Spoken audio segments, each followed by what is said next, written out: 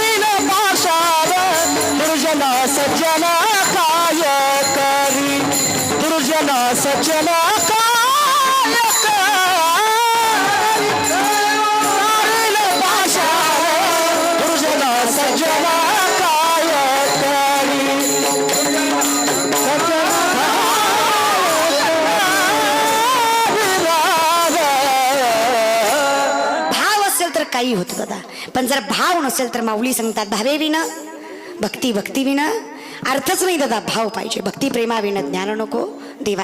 मग जिथं भाव आहे तिथं भक्त आहे दादा. अहंकार करून काही चालत नाही. आणि एकदा भक्त झालात ना, एकदा नामस्मरण घेतलं ना, मग या आशा पाशाता मोहातून, या संसार सागरातून, या जीवन मृत्यूच्या बंधनातून देव तारतो. देवाने राक्षसाला तारलं तर तुम्ही आम्ही तर माणसं आहेत, का तारणार नाही? तारतो, फक्त विश्वास पाहिजे. आणि विश्वास फार महत्वाचा आहे. बघा बरं का, विश्वास. भगवान बाबांनी विहिरीमध्ये तिथे बसून त्या व्यासपीठावर तिथे आसन टाकून पाण्यावर ज्ञानेश्वरी वाचावी.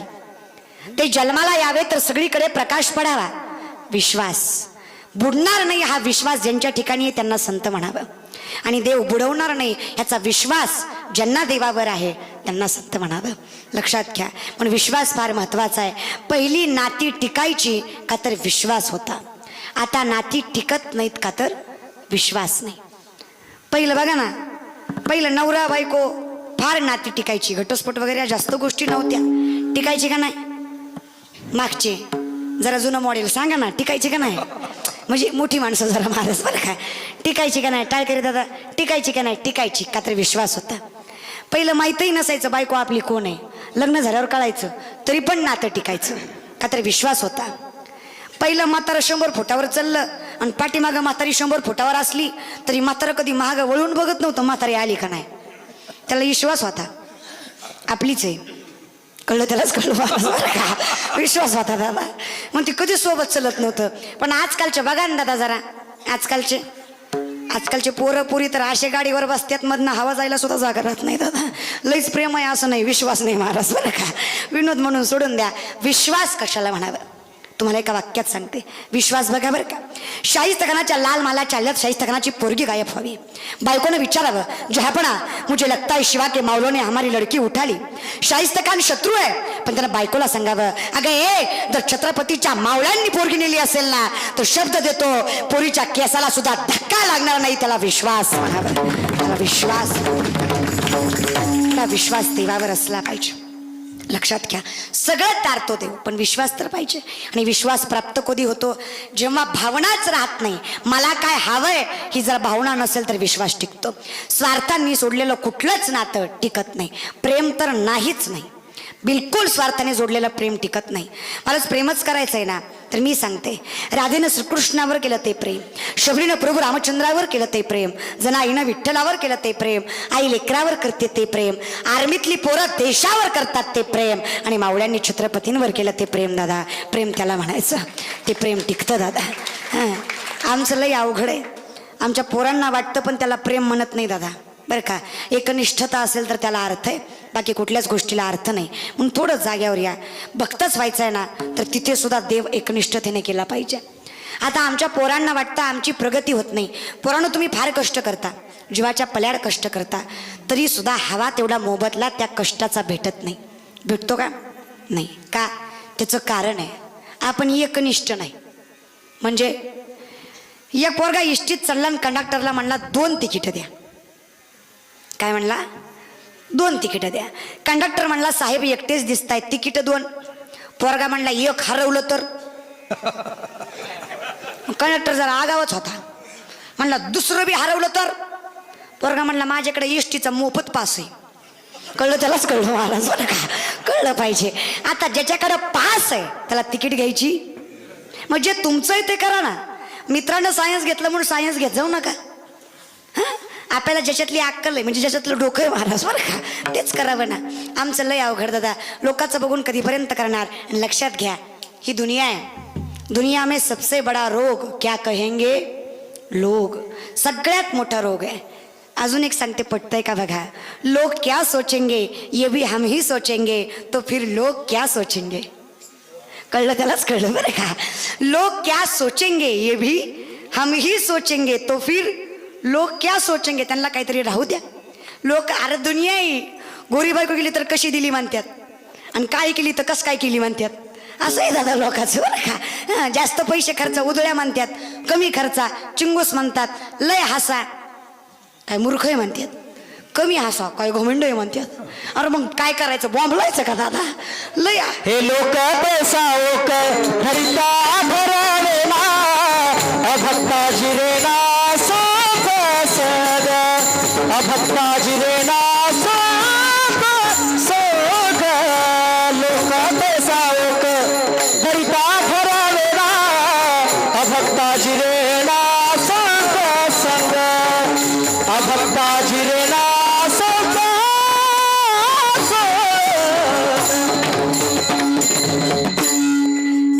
लक्षात घ्या. म्हणून जीवनामध्ये फार अवघड गोष्टीत पडू नका. लोक काय म्हणतील हे जर आपण ऐकत बसलो ना दादा, तर लय अवघड होईल. त्या गाढवाच्या गोष्टीसारखं होईल. इंगडे बाबा सांगायचे ना, म्हणजे डोक्यावर घेतलं तरी प्रॉब्लेम आहे, चलवीत न्याला तरी प्रॉब्लेम आहे, त्याच्यावर बसलं तरी प्रॉब्लेमच आहे दादा लोकांना, बरं का. त्याच्यामुळं त्याच्या बेणं ती गाढवं त्यानं टाकून दिली तलावात आणि गेला एकटाच बोंबलत.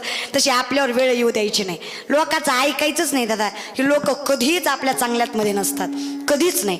किती तुम्ही विचार करा लोकांच्या बोलण्याचा, लोक वाईटच बोलणार आहे. कसंही केलं तरी दोन्हीकडून ढोलकी वाजवतात दोघं लोक. पण लोकांच्या बोलण्यावर विश्वास ठेवू नका. विश्वास ठेवायचा तर त्याच्यावर ठेवा, आणि एकदा तुम्ही त्याच्या चरणी लागावं, एकदा त्याचं नामस्मरण घेतलं ना, तर या लोकांची काळजी करायची गरज पडत नाही. आमच्या तुकोबाऱ्यांना लोकांनी काही कमी बोलले का दादा? अरे एवढे वाईट दिवस आणले. अरे माझ्या तुकोबाऱ्यासारखा ज्ञानी माणसाला ज्यांनी परमार्थामध्ये 5वा वेद निर्माण केला, त्या याच लोकांनी त्या तुकोबाऱ्यांना धर्मपीठात उभा करावं. ज्ञानेश्वर महाराज याच लोकांनी त्यांच्या जोडीत दगड धोंडे टाकावी. ही लोक आहेत दादा. काही जरी झालं, अरे नीतिमत्ता घाण ठेवून वागणारी लोक आहेत ही. पण मी पण कोणाला नीतिमत्ता सांगायले. ही दुनिया आहे दादा. यहाँ कोई मरे वोटों के लिए तो कोई मरे नोटों के लिए. लक्षात घ्या बरं का. यहाँ कोई मरे वोटों के लिए तो कोई मरे नोटों के लिए. भगत सिंग सुखदेव भी सोचते होंगे हम भी मरे किन हरामजादों के लिए. कोणासाठी मिळलो बाबा? मरून फायदा आहे का? कळलं त्यालाच कळलं बरं का. मरून फायदा नाही, कारण यांच्यात नीती नाही. कोणाला नीती शिकवायले? पैसे घेऊन मतदान करणारी जात ह्यांना नीती शिकवायची का? थोडं नीतीनं जगत जा दादा, थोडं थोडं, लय नाही थोडं.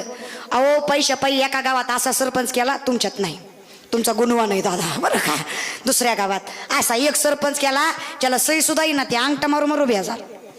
मास्तर म्हणला 26 जानेवारी 15 ऑगस्ट सरपंच झेंडा वंदनला या. सरपंचाला राष्ट्रगीत पाठ नाही, ते ह्या करून उभं राहिलं. मास्तर म्हणला सरपंच झेंड्याची दोरी वाढा. सरपंचानं अशी दोरी वडली, झेंडा खाली सरपंच वर गेला. दोरीच इतकी भारी वडली दादा.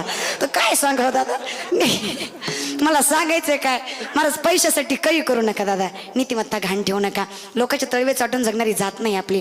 पोरांनो तुम्हाला सांगते, आदर्शच बनवायचा आहे ना, तर हे राजकारणी लोकांना कधी आदर्श बनवू नका. आणि धर्म घाण ठेवून यांनी आपला मान ठेवला. आदर्शच बनवायचं आहे ना दादा. माझे ज्ञानोबा आहे, वयाच्या 16 वर्षी जगाला ज्ञानेश्वरीसारखा ग्रंथ प्राप्त करून दिला. अरे विवेकानंद स्वामी वयाच्या 21 वर्षी जगाला जगाच्या अटके पार झेंडा ज्ञानाचा जगाच्या पलीकडे नेऊन लावला. अहिल्याबाई होळकर अरे एकटी स्त्री, पण सगळ्या जनतेशी लढून आपलं राज्य टिकवलं. मासाहेब जिजाऊ अरे स्वराज्यासारखं देखणं स्वरूप निर्माण करणार रत्न पोटी जन्माला घातलं. अरे बाबासाहेब आंबेडकर रस्त्याच्या प्रकाशाला अभ्यास केला, पण राज्याची राज्य घटना लिहिली. अरे सावित्रीबाई फुले जगाची दगडधोंडे खाल्ले, पण या ज्ञानाचा झेंडा रोवलाच आणि स्त्री शिक्षणाचा अधिकार प्राप्त करून दिला. आदर्श बनवायचंय ना, तर छत्रपती शंभूराजांना बनवा. अरे डोळ्यासमोर मरण होतं, अरे मरण पत्कवलं पण स्वाभिमान टिकवला, त्यांना आदर्श बनवा दादा.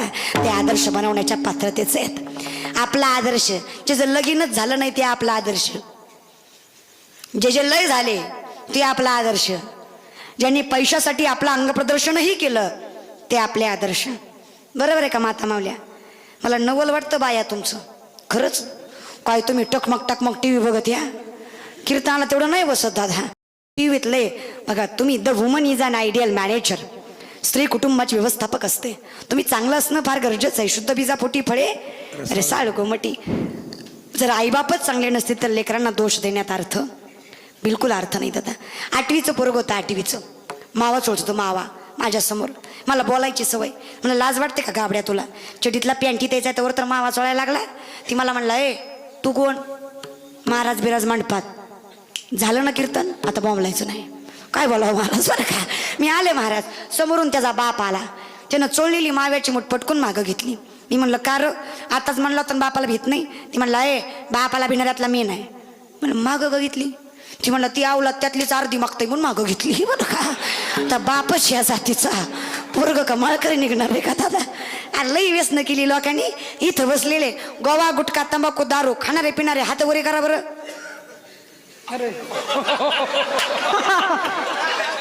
खरे कसं का असं ना, माणूस खरा तर आहे की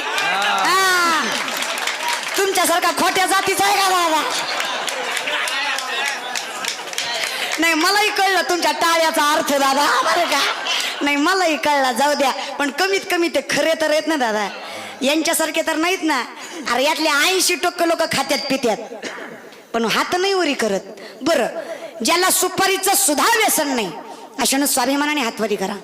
सुपारी सुद्धा 1 2 3 4 5 6 7 8 9 10 11 हा बरेच आहेत. नाही सुपारी सुद्धा महाराज बरं का. चला घ्या, बरेच आहेत. बरं माझं म्हणणं काय, व्यसन करू नये. का करू नये दादा? जीवनात फार वाटोळं केलं या व्यसनाने. आणि दारू तर लई बेकार दादा. पण माझं काय म्हणणं आहे, दारू पिणाऱ्याला सांगून सुद्धा फायदा नाही हो. एकाची बायको माझ्याकडे आली, म्हणली ताई आमचं लईच पियतय, त्याला काय तर समजून सांगा.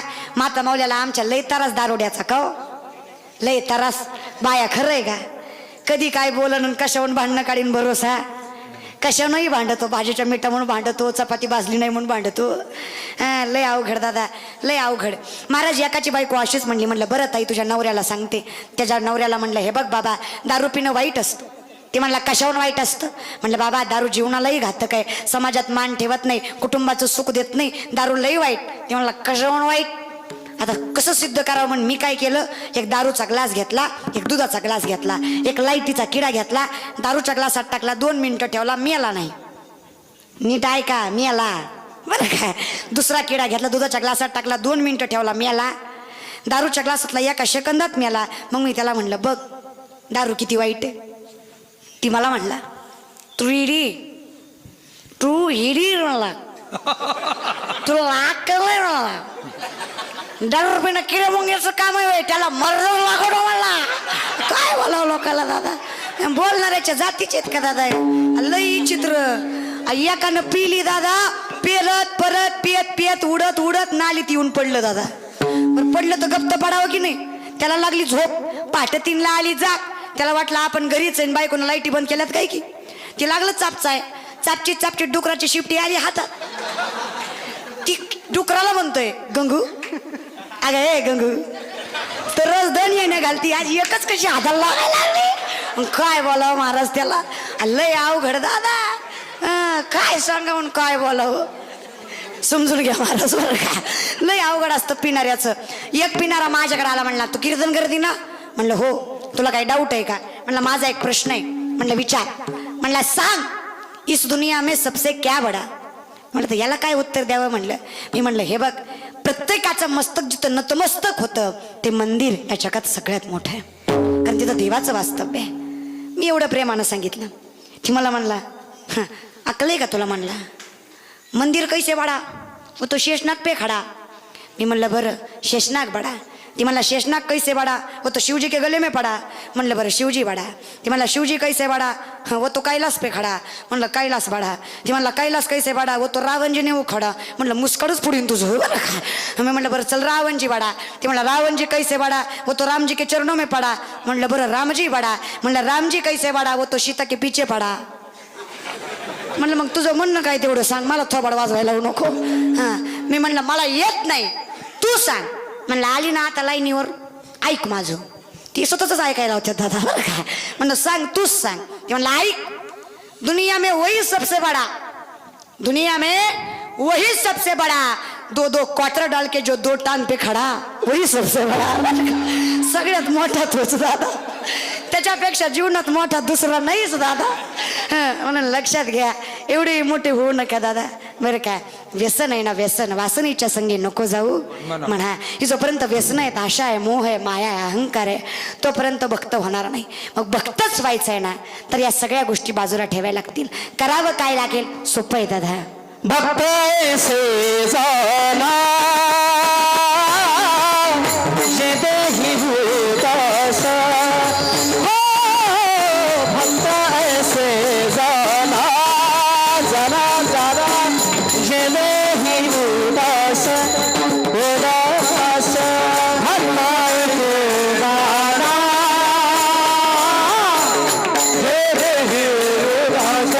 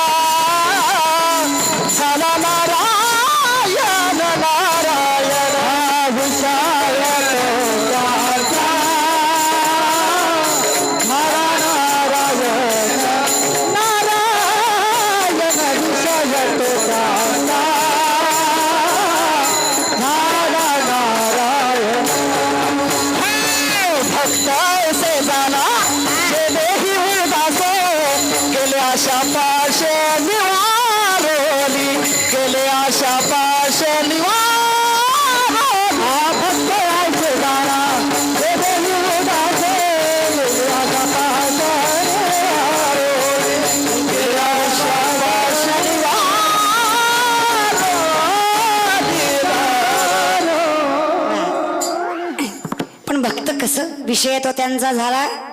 आता बघा नारायण विष्णू व्हायचं म्हणजे सोपं नाही, विषय होणं बघा बरं का, लक्षात घ्या. नावडे जन धन माता पिता, जन धन ठीक आहे, पण प्रश्न हा आहे माता पिता का? प्रल्हादासारखे माता पिता जर आमच्या कुळात आले ना तर परमार्थाला आडवे येणारे ते माता पिता सुद्धा आम्हाला नको आहेत. आणि जनधन तर पहिल्यापासून न आवडती गोष्ट आहे. महाराज आम्हाला धन आवडतं, आम्हाला लोकांची स्तुती आवडते, लोकांनी कौतुक केलेलं आवडतं. हे जोपर्यंत आवडतंय तोपर्यंत पांडुरंग जवळ येऊ शकत नाही. जन आवडणं म्हणजे लोकांची स्तुती आम्हाला फार आवडते दादा, लोकांनी कौतुक केलेलं फार आवडतं. पण लक्षात घ्या लोक म्हणजे कसं आहे ना, आता मुलं सुद्धा मुलीचं कौतुक करतात, पण ते सुद्धा का करतात? स्वार्थ आहे म्हणून करतात. तसं प्रत्येक नातं असतं. एखादा माणूस आमचं कौतुक करतो, पण लक्षात घ्यायचं कौतुक ही कधी सुद्धा अपयशाची पायरी आहे. ते जर मनाला लावून घेतलं ना तर कधी दणकून पडचाल भरोसा नाही. पण जेवढं होईल तेवढं लहान राहायचा प्रयत्न करता आला पाहिजे. ह्या लोकांपासून, या लोकांच्या कौतुकांपासून लांब राहता आलं पाहिजे. फुगलं नाही पाहिजे दादा, कारण आपण फुगलो ना दादा की लय अवघड होतं. पण असंही आपल्याकडं गर्व करावा एवढं ज्ञान अजून नाही आणि कधी येणार नाही. महाराज जगद्गुरु तुकोबाराय, वारकरी संप्रदायामध्ये 3 जगद्गुरु, कृष्ण वंदे जगद्गुरु, जगद्गुरु शंकराचार्य आणि जगद्गुरु तुकोबाराय. ते तुकोबाराय सुद्धा म्हणतात मज पामारा काय थोरपण लहानपण देगा देवा, मुंगी साखरे चालवा, मुंगी साखरे चालवा, मुंगी साखरे चालवा, देवा देवा, मुंगी साखरे चालवा, मुंगी साखरे चालवा, मुंगी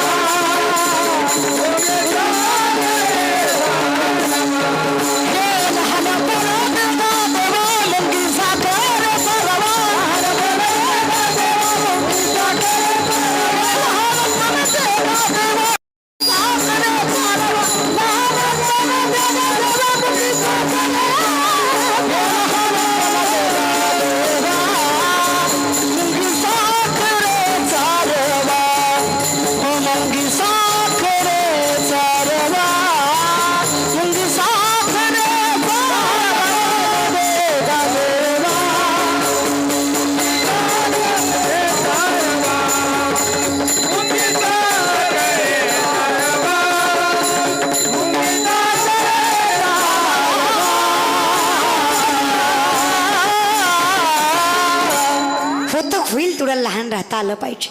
का? कारण लक्षात ठेवा, एखाद्या खिशात नोटा ठेवा आणि एका खिशात चिल्लर ठेवा, वाचतं काय? चिल्लर लय वाचतं दादा, पटतंय का बघा बरं का, चिल्लर लय वाचतं. महाराज संत नदी कधी वाहत नाही, वाजत नाही, पण धबधबा एवढाच, पण भदा भदा भदा भदा वाचतोच दादा बरं का, लक्षात घ्या. म्हणजे जीवनामध्ये मोठं व्हायचं असेल एक तर मोठं व्हायचा प्रयत्नच करायचा नाही. जेवढं लहान राहाल तेवढे सुखी आहेत दादा. एकदा मोठे झाले ना तर फार दुःखाच्या व्यापा आहेत दादा. म्हणून लक्षात घ्या, नारायण जवळ करायचं असेल तर ते अहंकार बाजूला करावा लागेल. जोपर्यंत अहंकार आहे तोपर्यंत देव जवळ येत नाही, कितीही ज्ञानी असू द्या. अहंकार गेला तुका म्हणे देव झाला, हो तुका म्हणे देव झाला, तुका म्हणे देव झाला. अहंकार गेला तुका म्हणे देव झाला, तुका म्हणे देव झाला, तुका म्हणे देव झाला. अहंकार गेला तुका म्हणे देव झाला. देव झाला ज्याच्या ठिकाणी अहंकार नाही, पण प्रत्येकाला असतोच. बघा बरं का, आता आमच्याकडे पद्धत आहे, तुमच्याकडे आहे का नाही माहीत नाही. आमच्याकडे जर लग्न जमलं ना, सुपारी फोडायच्या टायमिंगला, सुपारी फोडायच्या अगोदर नवरीकडले नवरदेवाकडे बघायला येतात, किती इस्टेट आहे, काय आहे, घर आहे, कसे. तुमच्याकडे येतात का? हां, मग तेव्हा नवरदेवाचा बाप वर मान करू करू सांगतो, अय या बांधापासून त्या बांधापर्यंत दिसतंय का? कोणाचं आहे? पट्ट्यानं गमिवलंय. 3 हिरी 2 बोर आणि ते 3 मजली बांगला. कोणाचं आहे? आपलाय. अरे डांगऱ्या म्हणून म्हणून म्हणशील त्याचं तर तुझं नाही बरं का, ते तुझं नाही तर हे कुठं तुझं दादा. लक्षात घ्या, आपलं काही नाही. मेरा आपकी कृपा से सब काम हो रहा है, करते हो तुम कन्हैया मेरा नाम हो रहा है. आपलं काय, मैं नहीं मेरा नहीं ये तन किसी का है दिया, मैं नहीं मेरा नहीं ये तन किसी का है दिया, मेरा मेरा कहने वाले ये धन किसी का है दिया. आपलं काहीच नाही दादा. आणि पैसा, अरे या कोरोनाच्या काळात तरी कळला असेल पैशाला किंमत. अरे करोडपती नवरा असू द्या आणि पॉझिटिव्ह निघू द्या, त्याची सखी बायको कुत्र्यासारखी वागणूक करती, कुत्र्यासारखी. तुकडा सुद्धा लांबून धार टच नाही मारा सर का, लय अवघड असते. पण लक्षात घ्या जीवनामध्ये ना, नाही काही म्हणा पण कोरोनानं बऱ्याच गोष्टी चांगल्याही केल्या आणि बऱ्याच गोष्टी वाईटही केल्या. कोरोनानं लय काही नाही पण महाराज लोकांचं लय वाटोळं केलं. मी लोकांचं सांगत नाही, माझं माझं सांगते महाराज बरं का. लय वाटोळं केलं दादा. आता हे तुम्हाला एवढे आयटीत दिसतात की नाही, असे मस्त कुर्ते बिरते पॅन्टी बिंटी हे सगळे कलाकार. अरे 9 महिने निसतं बनेल आणि टावेल बिंदच धिंगाणं होता महाराज बरं का. काहीच केलं नाही यांनी. एकही सप्ताह नाही, एकही कीर्तन नाही. आणि कोण पुसत, अरे त्यांचं तर सोडा, मी माझं सांगते. मला असं वाटायचं मला घरात लय किंमत आहे. श्रीराम महाराज लय, तुम्ही आता सगळेजण घरी येऊन गेलेलेत, लय किंमत मला घरी लय. माझे वडील मी झोपले की आपला पंखा बिंका लावायचे. बारक्या बहीण भावाला गोंधळ करायला सुद्धा परवानगी नव्हती. दिदी थकून आली, कीर्तन करून आली, झोपू दी. कॉलेजचे असाइनमेंट सुद्धा माझे लिहू द्यायचे. एवढी आईट होती माझी घरी. माझ्या आईनं मला हातात ताट द्यावा, हातात तांब्या द्यावा, इतकी आईट माझी. मला वाटायचं माझ्यासारखी सुंदर पोरगीच नाही, राजकुमारी मी, असं फिलिंग यायचं मला महाराज बरं का. मला वाटायचं मला लईच किंमत आहे घरात. जसं लॉकडाऊन पडलं महिनाभर खपवून घेतलं घरच्यांनी मला. दुसऱ्या महिन्यात माझी आई म्हणली कीर्तन नाही काय नाही, कशानं स्वतः ताटत नाही, घास भांडीन काढ झाडून. 9 महिने तेवढाच धंदा केला महाराज बरं का, काही सुद्धा केलं नाही. लक्षात घ्या, विनोद म्हणून जरा रंगून सांगायची पद्धत असते कीर्तन करायची, विनोद म्हणून सोडून द्या. पण लक्षात घ्या, कधी ना कधी वेळ बदलते बरं का, कधी ना कधी बदलते. आणि हे वेळेचं विशेष आहे की बदलते, चांगली सुद्धा. आणि जर वाईट बदलते तर चांगली का बदलणार नाही. पण चांगली येतं वर माच करू नये बरं का. नाही मला तर लय माज आलता, मी खरं नाही खोटं नाही बोलत. अरे एका सुद्धा फोनला मी रिप्लाय दिला नाही. बऱ्याच जणाला माहीत असेल महाराज बरं का. मेसेजला रिप्लाय नाही, फोनला माघारी नाही. वर्षभराच्या तारखा बुक कशाला तोंडाची वापा घालवायची म्हणलं. एकही फोनला रिप्लाय नाही. आता मिस कॉल आला तरी माघारी करते. असली तारीख एखादी तर काय करीत महाराज बरं का, तेवढंच घ्या करून महाराज. आता ही चिखल बीडवाले फोन केला महाराज मला. आता कुणी केला मला काही माहीत नाही बरं का, पण फोन केला, ताई नाही एवढ्यात भागवा एवढ्यात भागवा. मी म्हणलं घे करून, पुन्हा बंद पडलं तर काय करीत महाराज बरं का. म्हणलं ताणलंही नाही दादा काय सांगता. म्हणलं लक्षात घ्या, विनोद म्हणून सोडून द्या. पण कोरोनानं लई गोष्टी